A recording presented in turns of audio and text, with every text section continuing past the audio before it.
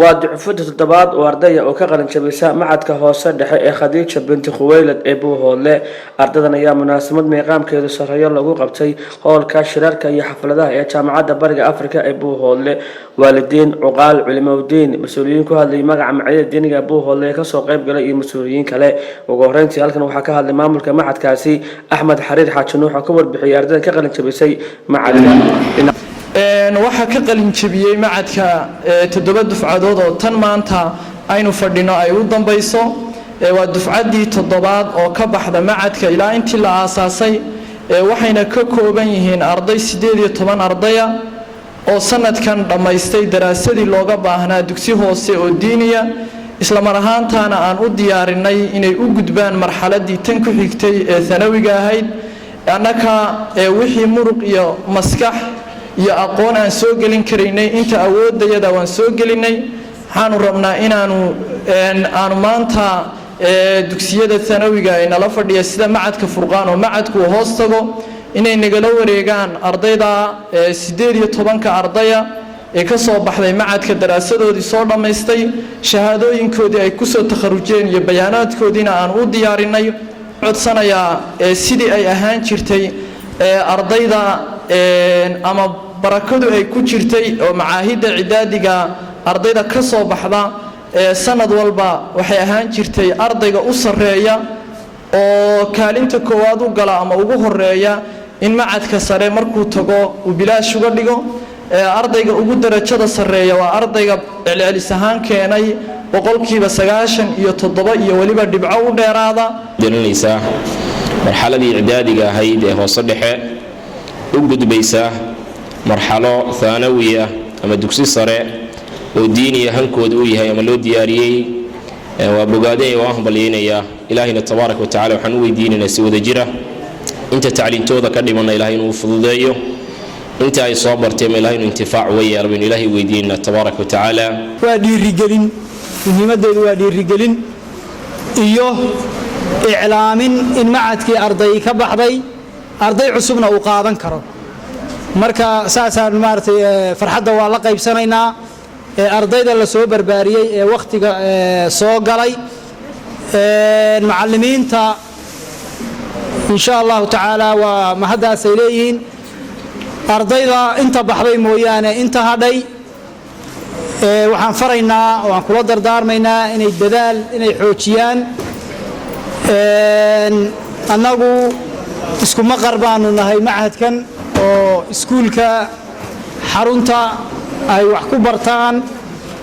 ayaanu isku maqar ku nahay insha Allah hadii Ilaahay qadaro waxaan hambalyo iyo duco wada socota u dirayaa ardayda inoo qalin jabisay waxaan leeyahay soo dhawaada leeyahay Ilaahay subhanahu wa ta'ala ilmiina ka dhigo ilmi naafica oo barakaysan oo mashriq iyo maghrib ka dhacay Allah subhanahu wa ta'ala ka dhigo marka xigta waxaan rabaa inaan wax weeyaan dhowr qodob oo kooban inaan dul istaago baayaa cilmigan faraha badan aad baranaysaan in dadka loogu yeero iyo in lagu amal falo iyo in lagu sabra loo baahay marka cilmiga duusan cibaado inoo kordhinahay oo khushuuc inoo kordhinahay waxaan iska noqonaynaa maartay waxbarashada kale bay la mid noqonaynaa marka waxaan isleeyahay way ka duwan yihiin ardayda aroortii wax dhigata iyo ardayda habeenkii wax dhigata waana ka karti badan yihiin waana dad tababaran oo xilli dadku raaxaysanayo shaqeeyo weeye waxaan kale oo bogaadinaynaa oo aan u ducaynaynaa ardayda dhammaysatay macadka iyagana ilaahay subxaanahu wa tacaala cilmigooda ha u barakeeyo kuwii sii wata tacliintooda inta u dhimanna allaha ka yeelo dufcadii toddobaad maraya oo laaya haddana waxa weeye xarun gooni ah aan haysanne waxa weeye sanadba meel kale martiyaya waa duruufaha waddankeena ku xeeran bay ka mid tahay dadka duruufta ku shaqaynaya waalid leh waxa weeye macallimiin leh maamul leh arday leh runtii aad iyo aad bay u mudan yihiin bogaadin ilaahay subxaanahu wa tacaala tacabkeenna mid midho dhalaha ka dhigo ajar weynna haynagaga abaaliyo adduun iyo aakhiraba dul taagaya dee aqoontu waxa weeyaan iyo cilmigu waa waxa weeyaan waa iftiin weeye waana waxa keliya ee bulshada bedeli kara weeyaan oo u bedeli kara dhinaca wanaagsan xagga wanaagsan u bedeli kara bulshada weeye nabiga sallallahu alayhi wasallam bayadu ilaahay uu la khitaabayo wuxuu yiri waqur rabbi zidni ilma waxaad dhahdaa rabbi ii siyaada aqoonta qul hal yastawi alladhina ya'lamuna wal ladhina la ya'lamun miyay simayhiin dadka aqoonta leh iyo kuwaan aqoonta lahayn nabiga sallallahu alayhi wasallam wuxuu sidoo kale yiri fadli waxa weeye fadlu al-aalimi ala al-aabid ka fadli adnaakum ka cilmiga leh fadliga uu ka fadliga badan yahay ka caabidka isagu iska laakiin aqoonta lahayn fadliga uu dheer yahay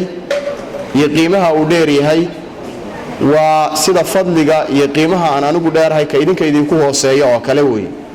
والسلام على رسول الله صلى الله عليه وسلم أما بعد ضيوفنا الأعزاء وأهلا ومرحبا بكم أسعد الله مساءكم بكل خير وسعادة وفرح أشرقت الأنوار بقدومكم يا أحبابي فأهلا ومرحبا بكم وكل تحية وتقدير لكم وأهلا بكم